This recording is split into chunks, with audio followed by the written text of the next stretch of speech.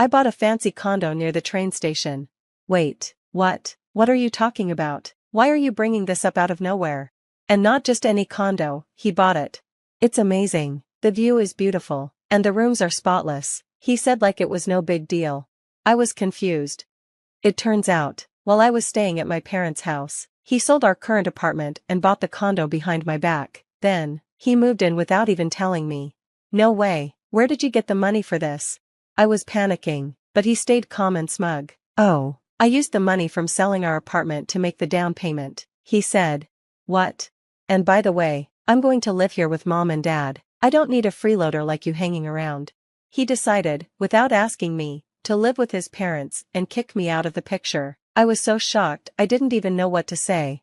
My name is Lily, I'm 32 years old, pregnant, and a stay-at-home wife. I'm 8 months along and counting the days until I meet my baby. My husband, David, is 35 and works for a big company. We've been married for 3 years, and I was overjoyed when I finally got pregnant. We'd been trying for a while, but at the same time, I was nervous about my first pregnancy and childbirth. To relax, I visited David's parents' house often. Lily, you're going to be a mom soon, how does it feel? Honestly, it doesn't feel real yet, I'd reply with a nervous smile. The one asking was Rachel, the wife of David's brother, Ethan. She's the reason I enjoyed going to my in-laws' house. I didn't talk much to Ethan, but Rachel and I became good friends. She's a stay-at-home mom too and lives with my in-laws. David's mom started having trouble walking 2 years ago, and the family was worried about leaving her alone during the day, so Rachel, who used to work as a caregiver, stepped in to help. She's kind and didn't hesitate to take care of her. Even though my mother-in-law only needs a cane sometimes, Rachel does a lot to support her. I admire how selfless and quick she was to help. Rachel and Ethan have a 5-year-old daughter, and seeing how Rachel handles motherhood made me feel less nervous about my own pregnancy. She's been a great friend and role model. Time went by, and I had just 1 month left until my due date. I'd been planning this for a while, so I decided to stay at my parents' house to prepare for the baby's arrival. Even though my belly felt heavy, I enjoyed shopping for baby clothes and imagining life with my little one. It was so relaxing to spend time at my parents' home, and it felt refreshing to be back for a longer stay. 2 days past my due date, I started having contractions. I tried calling my husband, Ethan, but he didn't pick up. I also sent him a text, but he didn't reply. At first, I thought maybe he was busy with work or something serious had come up. But as the contractions got stronger, I didn't have time to dwell on it. My focus was completely on bringing my baby into the world. Thankfully, I gave birth to a healthy baby girl. When I held her in my arms for the first time, I felt pure happiness. It was like nothing else mattered. Ethan was supposed to be there for the birth, but he never showed up at the hospital. I wanted to confront him, but I was too exhausted, so I just sent him a text letting him know we had a baby girl and then fell asleep. Sometime later, I woke up to someone calling my name. Still sleeping? Huh, Ethan? Is it morning already? Come on, Lily, wake up, he said casually. When I opened my eyes, I saw Ethan standing there, with his parents behind him. He smiled and said, "Look, my parents came, you should thank them for coming." I couldn't believe it. I had specifically told Ethan I didn't want visitors right after giving birth. "Why didn't you reply to me yesterday?" I asked, annoyed. "Well, I had dinner plans with my parents," he said matter-of-factly. "Dinner plans? Are you serious?" He shrugged. "Yeah, we went out for sushi, but I drank a lot, so I figured it wouldn't be a good idea to come here drunk. I didn't want to cause a scene." I stared at him in disbelief. While I was in labor, he was out drinking and eating sushi with his parents? Before I could respond, he asked, "Anyway, where's the baby?" "She's in the nursery, she's healthy and perfect," I replied, trying to keep calm. As soon as I said she, his mother frowned. "A girl? Ugh, what a useless wife." "What did you just say?" I asked, shocked. His father added, "This is pathetic. First Rachel, and now Lily, both of you failed." I felt my blood boiling. How could they say this to me, especially after everything I'd just been through?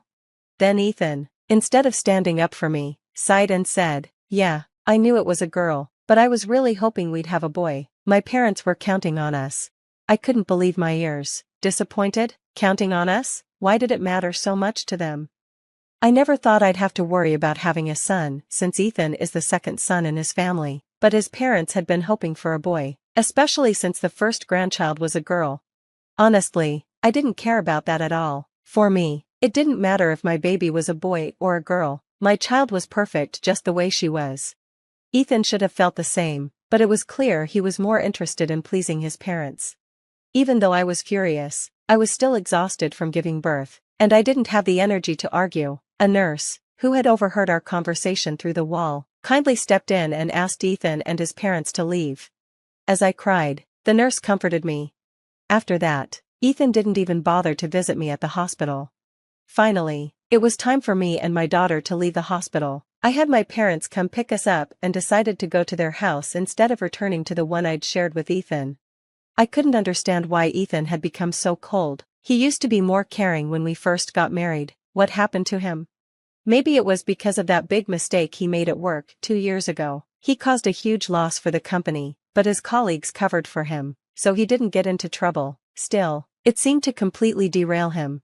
He had worked hard to get back on track, but it felt like no matter how hard he tried, his career wasn't moving forward. Maybe that's why he became indifferent about everything, even at home.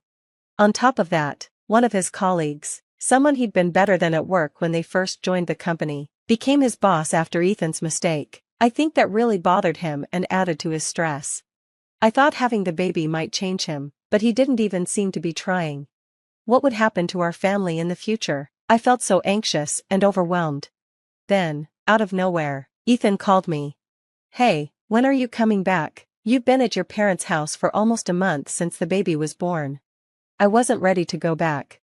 "I'm sorry, I'll come back soon," I replied, not knowing what to say. It was time to get it together for my daughter and move forward. Just as I was thinking this, I told him, "I've got a lot of baby stuff here, can you come pick us up?"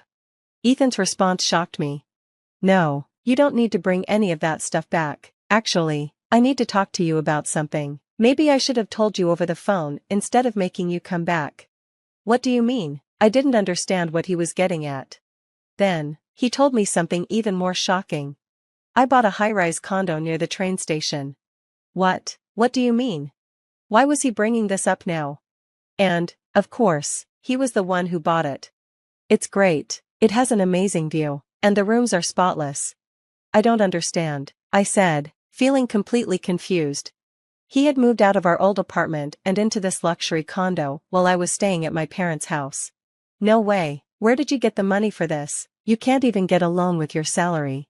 While I was freaking out, he didn't even apologize. He just casually said, "I made the down payment by selling our house." It hit me then, there was something else he hadn't told me. "Wait, can you explain this properly? What do you mean you sold our house? Where are your parents living now?" He sounded excited when he answered, "Oh, they're living with me in the condo now." "What?" "I'm going to live with them in this awesome new place. I don't need someone like you around anymore. Get out." Just like that, he decided to move in with his parents and kick me out without even asking me. I was completely speechless. I didn't know where to start. Not only had Ethan suddenly started calling his parents mommy and daddy, but now he was living with them in the condo, and on top of that, he told me to leave, basically demanding a divorce.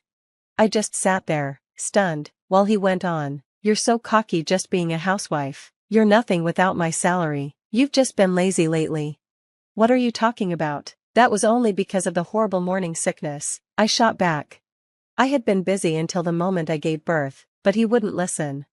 "Our baby wasn't a boy. You're totally useless. My parents even said it's better to be with a younger woman who can give me a son, instead of someone like you, and they don't want to live with my brother and his wife anymore. I've packed your stuff in a storage room, so go pick it up. Oh, and I've already sent you the divorce papers. You better file them." Then he hung up. I was too shocked to do anything. Why did I marry such a jerk? I felt like I made the worst decision. But then I remembered I had my daughter, and I couldn't stay stuck. I had to stay strong for her. After taking some time to process, I decided I was done with him. I wasn't going to let him control my life any longer. Divorce? Fine, let's see who regrets it more in the end. When I told my parents about everything, they were furious. They promised to help me finalize the divorce as soon as the papers arrived. Once I got them, I signed and filed them. A couple of weeks later, Ethan showed up at my parents' house, angry. Hey, what's going on? Why was so much money withdrawn from my bank account? He slammed his bank book down on the table, shouting. I stayed calm. Don't you know what property division is? What? That's __. The account is in my name. I'm not giving you anything. I was done with him. Do you forget? When your salary dropped because of that stupid mistake at work, I started a side job from home. I contributed just as much as you. It's our shared property. I'm taking my share back. You're joking. I don't believe it. That's when my dad, who had been quiet up until now, spoke up. How about we take you to court over this? What? How dare you insult my daughter like this? I feel sorry for her that she had to deal with someone like you. Get out of here. My dad, who was a policeman, scared Ethan enough that he just ran out of the house. From that day on, I managed to break off the relationship with Ethan without much trouble. We also settled everything about dividing our assets. Since then, I've been focusing on raising my daughter at my parents' house. Parenting is getting easier, and most importantly, my daughter is just too cute. I'm living a happy life with my adorable baby girl.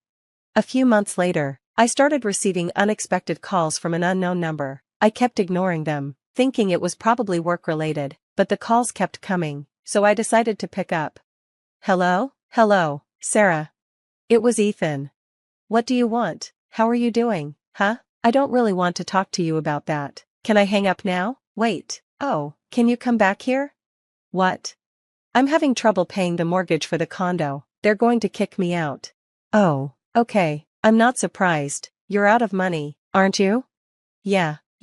I ran out of savings. My dad hurt his back, so he had to quit his job. Mom brags to her friends, but she's always complaining. It's a mess. Haha, sounds like your parents. I don't know what to do anymore.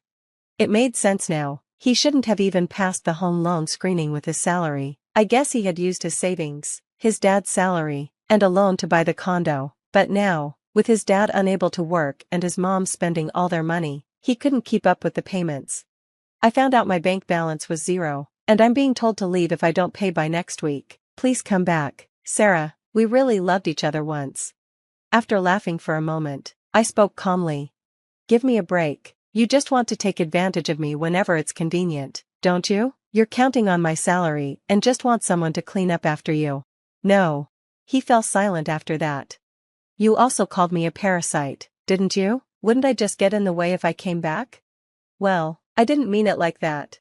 As he made excuses, I remembered something else I'd been worried about. By the way, what about Jane and your brother? They've already moved out. They're living together now. My brother got into a fight with Dad when he told him to start living better. Dad lost it and said, I don't want to be told what to do by someone who married a woman who couldn't even give me a son. My brother, who's usually so calm, just exploded and said, I'm cutting ties with you both if you keep making fun of my wife. I see. Your brother seems like a decent person. It's good to know he cares about Jane. Please come back. Sarah, are you serious? Who would want to come back to you? I'm too busy taking care of my daughter. I don't have time for people like you. People like me? By the way, do you really call your parents daddy and mommy? It's so weird to act like that at your age. Please, don't say that. You can still bring our daughter here. What? Wasn't it you who wanted to live with her when you first asked me? Oh, I get it. You forgot you even had a daughter. I would never bring my daughter to such a terrible father. Don't ever call me again. If you show up, I'll call the police, and my dad will arrest you. When I said that, I could hear him realize how scary my dad could be. I hung up, blocked his number, and changed mine to avoid any further contact. Not long after, Jane reached out, and we made plans to meet up for the first time in a while. I'm sorry I didn't keep in touch. We actually moved to the countryside, and it took a while to get the internet set up. Jane and her family had moved to a quiet rural area. I went to visit her, and it was such a peaceful town surrounded by nature. I thought it would be a perfect place for my daughter to grow up. She would be happy and healthy in that environment. Later, my brother-in-law told me about Ethan and his parents. They were eventually evicted from the condo and left with debt. Now Ethan is still taking care of his parents, struggling to make ends meet. It was no surprise. Meanwhile, I work from home and live with my parents. I can work from anywhere, so I decided to spend a few days at Jane's house and then head back to spend time with my daughter. When my daughter is older, Maybe we can move to the countryside and live close to Jane. I'm excited about the future and the life we're building.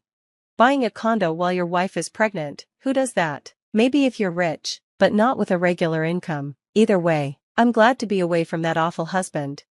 I hope Jane and her family continue to live happily together. Thanks for watching to the end. Please subscribe if you liked the story, and I'll see you in the next video.